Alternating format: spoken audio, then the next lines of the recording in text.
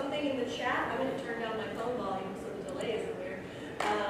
Yeah, if you've got problems, leave it in the chat, and someone from streaming and or myself can probably see it and try to help. For everyone else who's here, welcome to You Want to Localize Manga, where we're going to talk about the process, problems, and how to get a job in the realm of manga localization in one of the 3 main jobs involved.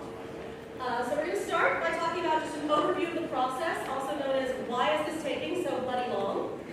We're then also going to talk about some audience participation sections, where you guys are going to look at some typeset manga that I have thrown together for this and help me find the problems. I'm also at the end going to talk about job hunting advice if you want to become a cleaner, letterer, translator, proofreader, any of those jobs. So just in case you want any advice or tips on that. And then hopefully at the end there's going to be plenty of time for Q&A. I'm going to work with panel staff to make sure I'm not going on too long. I've got a clock. I'm also not, I don't have to run immediately off after the panel, so if there's any questions, I can answer them later for those who don't want to ask in a giant group setting. I don't want to. This is the slowest possible way I can think to scroll that slide. Alright, if for any reason you have to leave early or you've got another panel you want to go catch, that's totally fine. It's not going to hurt my feelings. I'm on Instagram and YouTube at Kawaii Jutsu, so if you have any questions or you want me, if you do decide to apply to a job and you want me to look over any of your stuff, feel free to hit me up. I will try to look on Instagram to get people's messages so I can try to help people out. Alright, just wanted to throw out all of that business before getting started. Alright, so let's talk about the first step in the localization process. How do you decide what gets brought over to the West? Since I know that's sort of a mysterious process for a lot of people, wondering why their favorite niche thing about Mahjong isn't getting brought over, but this other weird thing is. So I'd say probably the 2 most important things, though I haven't put them on here in that order, would be the internet traction a certain series is receiving, both in Japan and in the West, as well as just internal company decisions and market analysis. So internet traction would mostly refer to things like who all's talking about it on YouTube, who's sharing it on Japanese and English social media, who in English social media is like, man, I'm really excited to see that series, let's bring that over. So people who are talking about it like that. There's also some companies, like I know 7 Seas Entertainment will actually send out a monthly email survey to its viewership or to its readership, asking for like, hey, what manga have come out in Japan that haven't been localized that you want us to look into bringing to the West?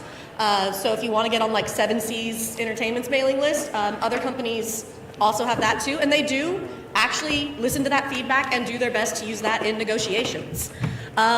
A lot of people also underestimate the third point, that sending an email to a random company's like media department or contact department. I know in American companies that probably goes to an empty inbox where no one will ever see it, but a lot of Japanese companies, actually, that gets read by someone and they will make note of it because a human will probably be reading it. So yeah, never underestimate the power of just sending an email in English and hoping someone at Kodansha speaks English or will throw your email into a machine translator and figure out what series you're talking about.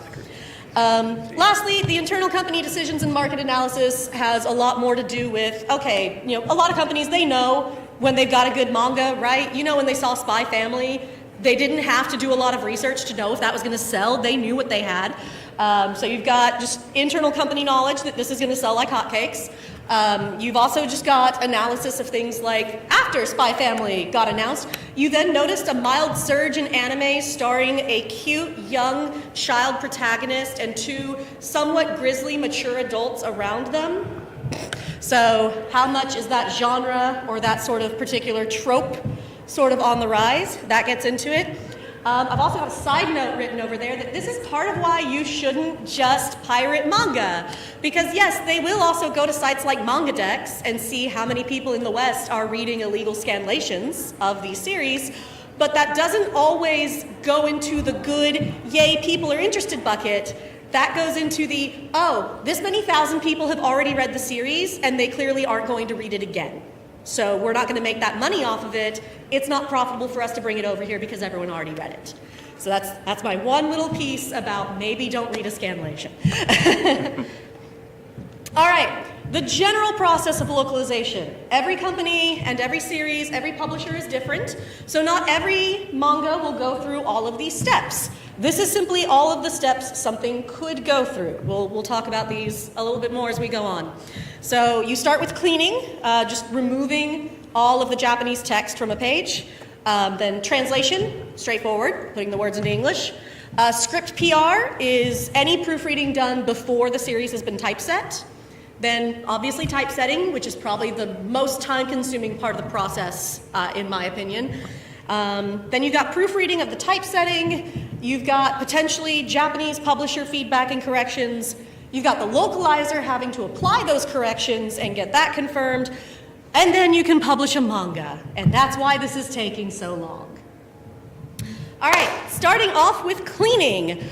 So this is actually somewhat of an optional step.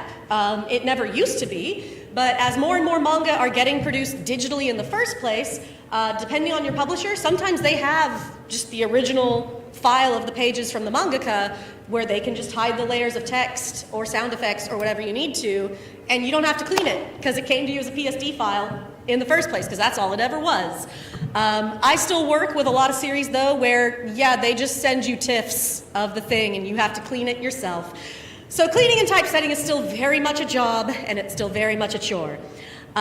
Different companies have different standards, and these standards also over time, they also depend on publisher preference, anything like that.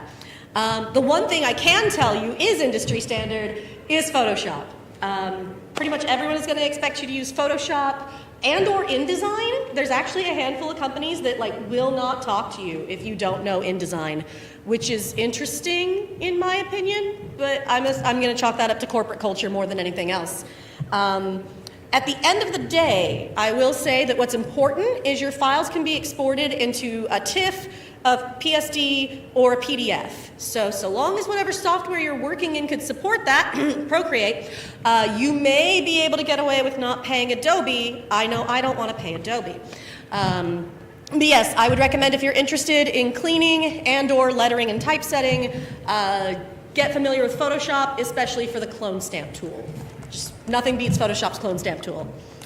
So obviously, you're going to have to remove all of the standard Japanese text in the speech bubbles. That's any of this normal text right here that Toru is saying. Can y'all see my cursor as I wiggle it around?